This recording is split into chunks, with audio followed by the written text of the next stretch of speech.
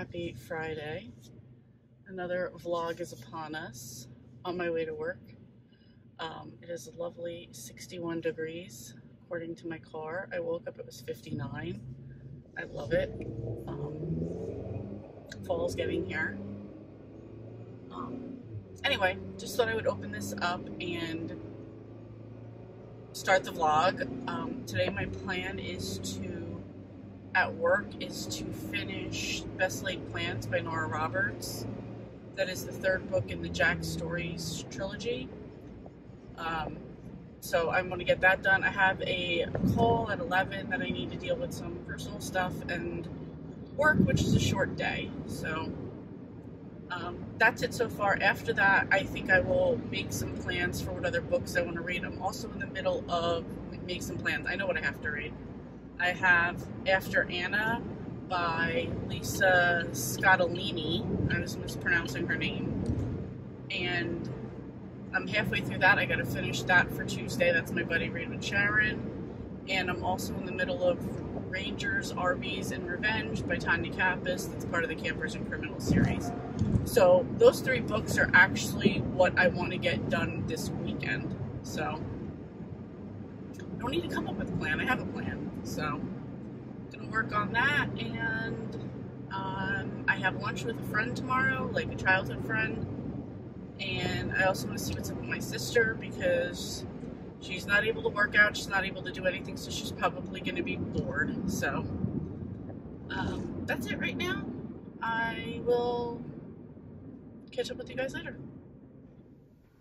Okay.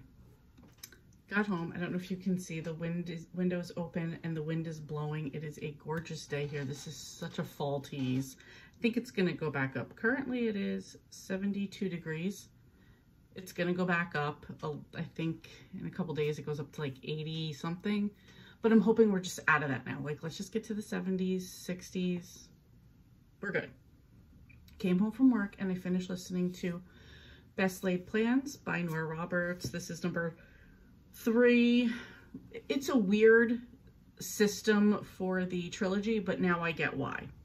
So in this one, there is Cody, who's an architect, and Abra, who's an engineer. So they meet working on a project together. They do, the connection is that in the first book, Loving Jack, which was about the woman Jackie, who was a writer, and the guy that she hooks up with, whose name, whose name is Nathan. He is the architect. So Nathan and Cody know each other. Therefore, Jackie gets to know Cody and Abra.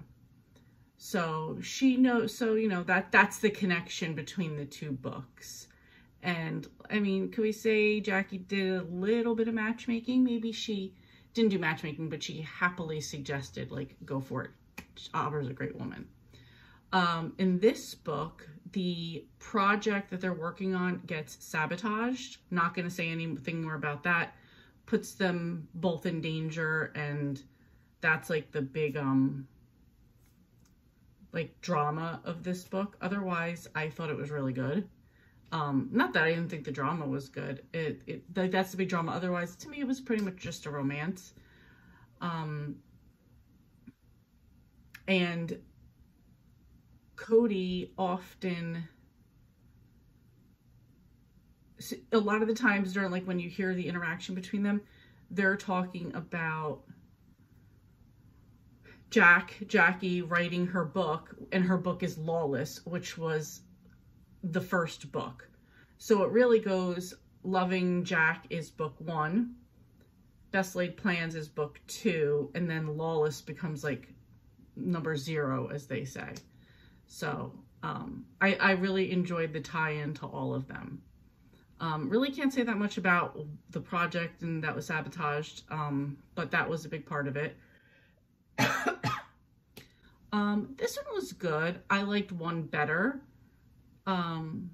Actually I liked 0 best, but this one I would give 3 stars to. It was still good. I enjoyed it. And it is a Another trilogy down in the Nora Roberts world for me. So that's it for this one. I have some paperwork I have to work on right now, and then I think I'm going to get into, I don't know, listening I could do after Anna. And Sharon, who I buddy read with, just sent me a list of like horror books, like horror short story novellas for us to read in October. That's what we did last year. So I think we're going to do that again this year. So I want to go over them, and I get to pick the order. So I got to pick the order last year too. She picks the books, I pick the order. So we'll go over that. And I think she said she picked ones that are all on KU. So I can go over that today as well. Got to get into After Anna, which is the rest of the book I'm listening to with her. And then Rangers, RVs, and Revenge. I always forget the order of those. So that's it. Just a lot of other stuff I want to get done around here. I took a little nap when I came home too, not gonna lie. Now I'm feeling super motivated because this weather right here just makes me happy. So got to figure out dinner too. I think we're doing the enchiladas tonight. Didn't do them yesterday because I didn't feel like it, but got to get on that. Anyway, look at that breeze right there. I love it. Yeah, that's it. April is, I'm babbling right now. I have dinner with a lunch with my friend tomorrow. I think I mentioned. Then April's like, please come over. I need to go for a walk. I don't want to be in the house all day. So she's already restless day one after surgery. So, all right, that's it. I will catch you up guys later when I get some more stuff done. So Saturday, I hung out with my friend that I've known since childhood. It was great to catch up with her again. It's been quite a while, and she suggested eating at this restaurant on this golf course. So it was a beautiful breezy day, a gorgeous view, great food, and most of all, it was just great catching up with her again. So great time. Okay, so I'm going to talk about two books. First of all, it's Wednesday, 11:12 p.m. I'm sorry if you could hear the cricket that lives just outside my window. Anyway, I'm going to talk about two books that I finished. So I finished After Anna on Tuesday, and then I just finished Vanderbilt by Anderson Cooper. I want to talk about that one first since I just finished it. There's so much I want to say about this, and I'm still just processing it. Like, I literally just finished it, but I want to talk about it now. One, because it's late and I want to get this done, and two, because it's fresh in my mind. So, of course, the Vanderbilts lived a life that none of us can imagine. I mean, you might have to have been like a Rockefeller to experience something similar to this life. So needless to say, none of us would have known this life. And even the celebrities of today would not have known that original, like, American opulence and the money that went along with that at the time. And, like, they paved the way for, like, what this was going to be here. My personal self, have no idea of how much, like, wealth and money this would have been. So let's just say that up front. I have been to the Breakers a couple times. I've been to a lot of the Newport mansions a few times. I love that area. The mansions are just a big part of it and a big tourist thing there. So I have been there a few times. And they're amazing. If you've never gone and you have the chance and you're just either just interested in like a seaside town, if you're interested in like the original obnoxiousness of American money, or you're just into architecture, or you just want to see like a well-preserved homes like of this type, I absolutely recommend it. Like I said, I've gone a few times, so obviously I liked it more than once. So I have that under my belt as far as like I've seen that and I've appreciated that. And I appreciate what Cornelius Vanderbilt, who was like the original Vanderbilt here, did. Starting the railroad, I mean, richest man, all of that. Like, I appreciate that. Like, good for you. You did something. without giving too much and going into a lot of detail, so let me back up. So Vanderbilt is written by Anderson Cooper, who is one of the remaining Vanderbilt descendants. His mother was Gloria Vanderbilt, who back in the 80s was like the Vanderbilt jeans, 70s, 80s, maybe even 60s, I don't know. I remember them like being a thing when I was young. So, and if you don't know, Anderson Cooper is a journalist. So anyway, let's move on from there. So in this book that he tells, so basically it's Vanderbilt, The Rise and Fall of an American Dynasty is the name of the book. And you get that. I'm going to be looking here because I'm looking at the chapters, because that kind of gives me a little bit of a reminder of what I want to say. So it starts out with, you get a brief history of, not a brief history, but you get a history of how Cornelius made his money. And it's passed down to his son, Billy, who was the only heir to make him any more money than what they had to begin with. And then after that, you watch the fall of all the money. So you see the chapters, and it's like chapter 1, the tycoon, Vanderbilt. Then it goes into a few different examples of some of the Vanderbilts. And basically, Anderson Cooper tells you some stories about some of his the relatives, ancestors. I'll be honest, I found a lot of these extremely boring. Either it was almost in the way, a lot of them are in the way of things that could have happened to anybody. Oh, you're not going to get to marry the person that you want to marry because you need to marry this person because it would be a better family fit. You're just a rich loser who wasted money and didn't do anything productive. Or the stories that he chose to give as examples were very boring. Some would be good, where it was like, oh, you'd get something about a princess, and then there was something about one of the women that was on the Titanic, and she made it, obviously. She made it back to off the Titanic. She was saved. But then it would go into one about one of the guys who had a ship, and the ship like kind of like went into like between two countries having a war, and then racing a boat. And we just spent way too much time talking about these boats, like a lot of time. And it was more the experiences of the people on the boats and like what happened, as opposed to like how that was a waste of money. And that's more what I was thinking of with the fall of this dynasty. So we did a lot of that. Then we got to his mom. And obviously you could tell that this was the part that he had the most connections to. And he talked about how him and his mom wrote a lot of letters back. So first he gives a history of his mom, which I guess you would find interesting. I really didn't. Let me say, throughout this, I understand it's the rise and fall of an American dynasty. I was more interested, and always have been, in the rise. Like, I was more interested in all the things about Cornelius and how he made this happen. I understand it's about the fall of a family, and like, oh, that sucks for you guys because you were the richest family, but like, I just can't relate to that. You know what I mean? It's kind of like, you messed up. Big time. Big time. So now we get into his mom, and it's like more about her past, and then it's like them. And so it goes into some stories about their letters back and forth that they wrote, times and experiences that she had through her life. She was married 4 times.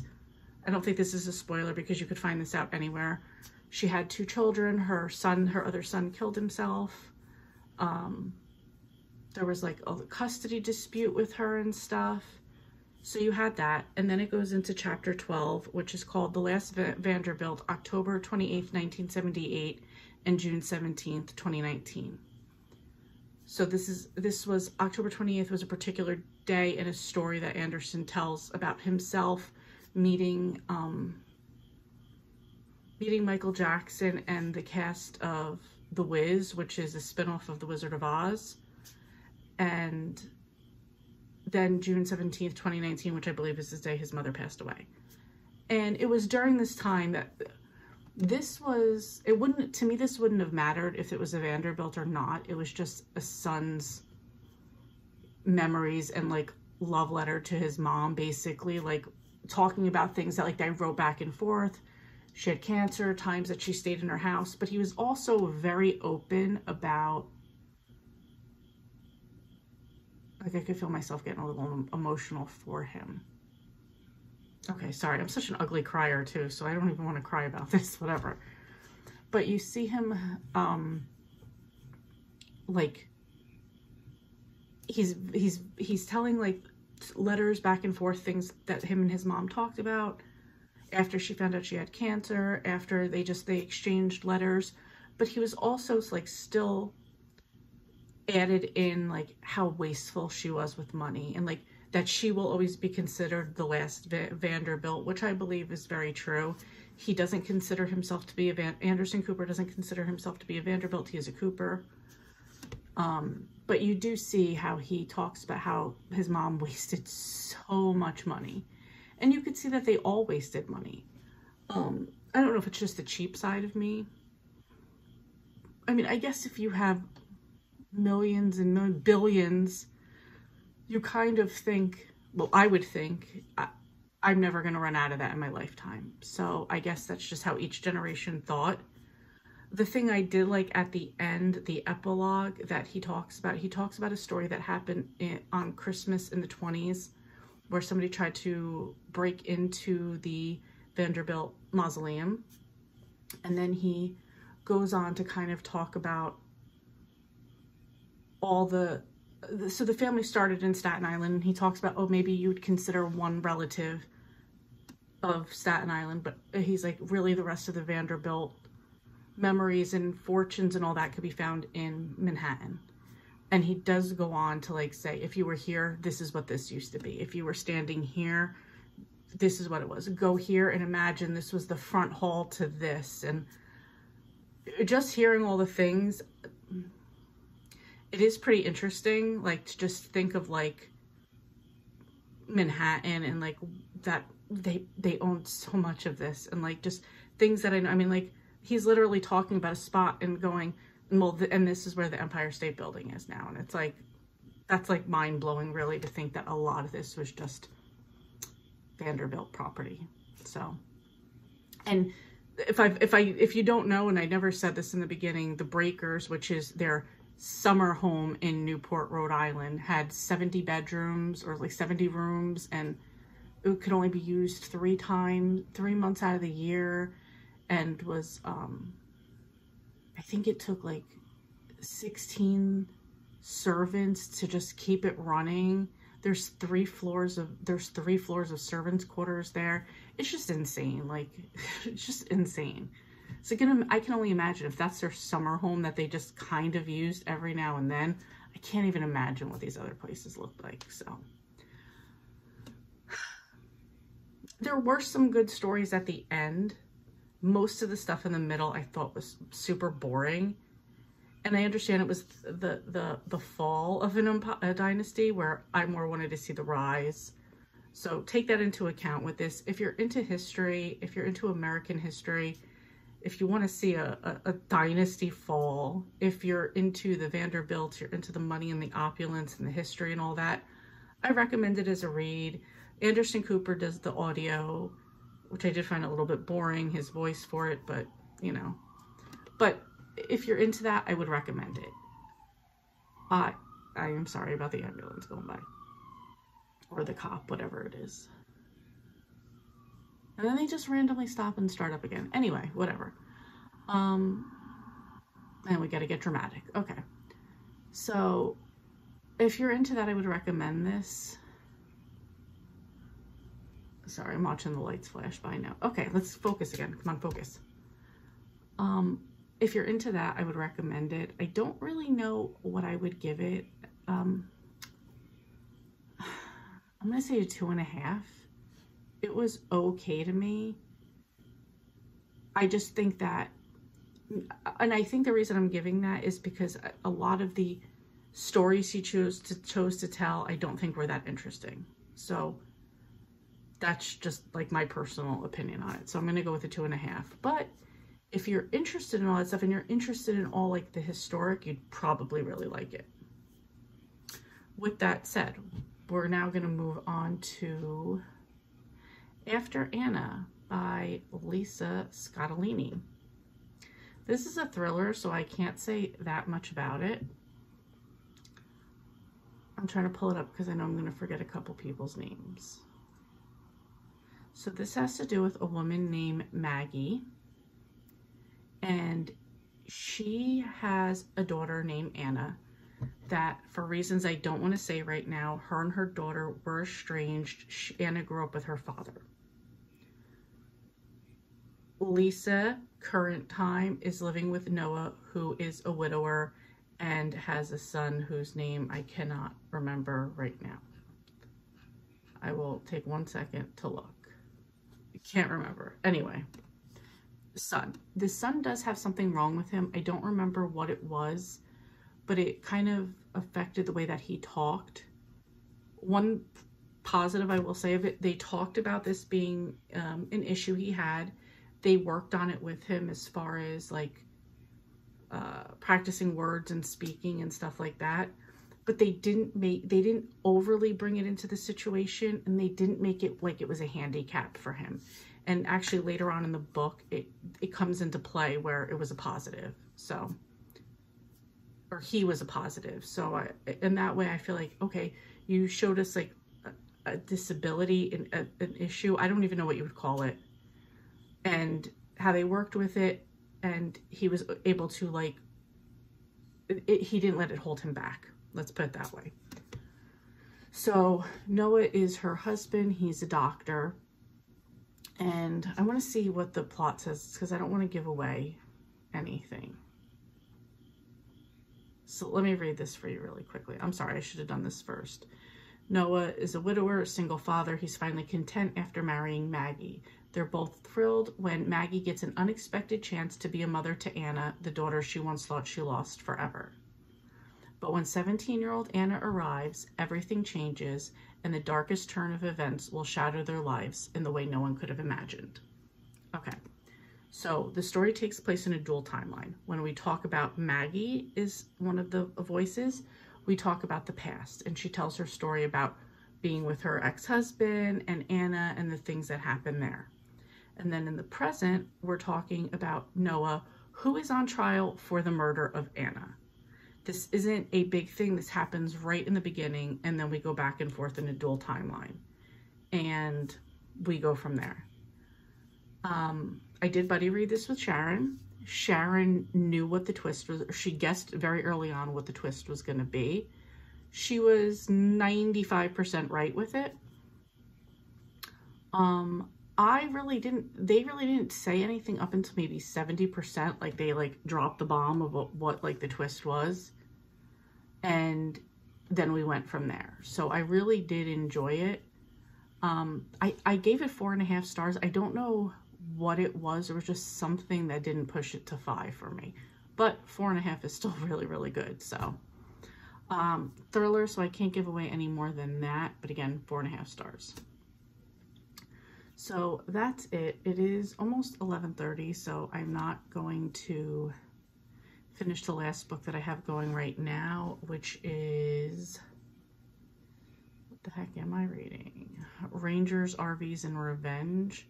I think I'm like 80% into this, so I will finish that tomorrow and figure out what else I'm reading. If I didn't say why I was reading the Vanderbilt, this was part of the books that I put on my Goodreads in 2021 that I needed to get finished. Originally, I was going to do the Danny Trejo biography. However, it was originally on Libby or Hoopla, and it's not now. I'm not paying $13.99 for it since I can't get it. I will wait it out to the end of the year to see if it like comes back around on something free, but if it doesn't, I'm just gonna let it go. Vanderbilt was another one that I had on there, so I just went on to that one. 2 other books off of that like 2021 list that I need to get done. So basically to complete the goal, I needed to finish 4 more books. I'll just DNF the Trejo one. It's fine, whatever, I'll move on from it. Vanderbilt, I'm also going to do The Family, and then I'm also going to do White Ivy. So I will pick one of these to read in October, one of them to read in November. If the Trejo book doesn't come back up in December, then it's just done and I'll move on in life.